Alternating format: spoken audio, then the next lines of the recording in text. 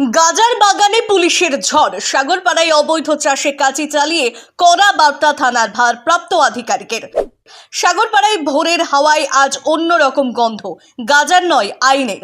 যুব সমাজকে ধ্বংসের দিকে ঠেলে দেওয়া বিষের চাষ চলছিল বাড়ির আঙিনায়। আর সেই খবর কানে যেতেই দেরি করেননি সাগরপাড়া থানার ভারপ্রাপ্ত আধিকারিক মোহাম্মদ খোরশেদ আলম। মুহূর্তের মধ্যে অভিযান, তারপর একের পর এক বাড়িতে তল্লাশি। যা দেখা গেল তাতে হতবম্ব পুলিশ, স্তব্ধ এলাকা, সাজানো বাগানের মতো গাজার গাছ। আমাদের প্রতিনিধি তাদের প্রশ্ন করলে তারা বলেন, এই প্রথমবার চাষ করেছি, বিক্রি করে বাড়ি বানাবো।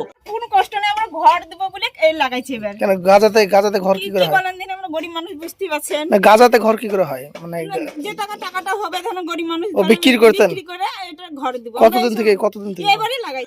শুনে প্রশ্ন উঠছে, বাড়ি বানাতে গেলে কি সমাজ ভাঙতে হবে?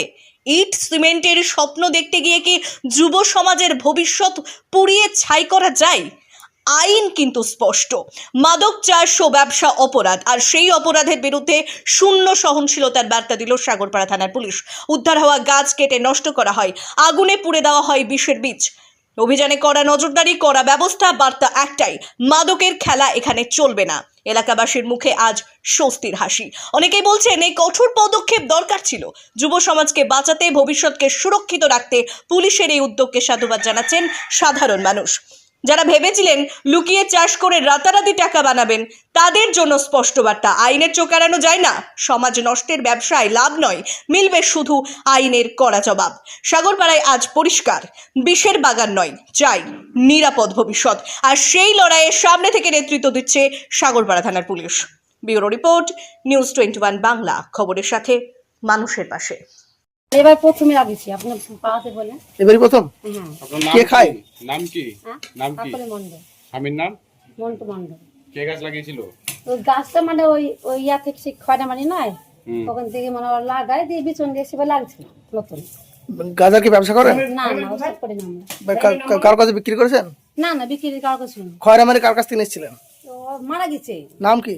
নাম কি? ওই ভ্যাগা সস্তা। কতদিন আগে নিয়েছিলেন? ওই আরেকবার বিচন দিচ্ছিল। কতদিন আগে? আরেকবার এই সময় তো আমরা জানি ঘরেন খয় যে আষাঢ় মাসের দিকে বলেছিল। শীতের টাইমে? ও মারা কবে গিয়েছে? এই তো কদিন ধরে মারা গেছে। ওই গাজা আপনার গাছ কি নাম আছে? ওই তো ওই বিচনে নিয়েছিলাম, মারা গেছে পাইখানা। ওর লাগাই না তো। গাজা আপনি খান নাকি খায়? না আমরা কেউ খাই না। তাহলে গাজা চাষ করেছিলেন কেন?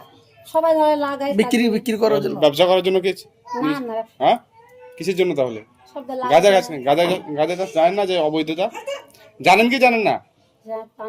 হ্যাঁ, তা সত্ত্বেও লাগাচ্ছেন কেন? প্রশাসনকে কি পেয়েছেন আপনারা?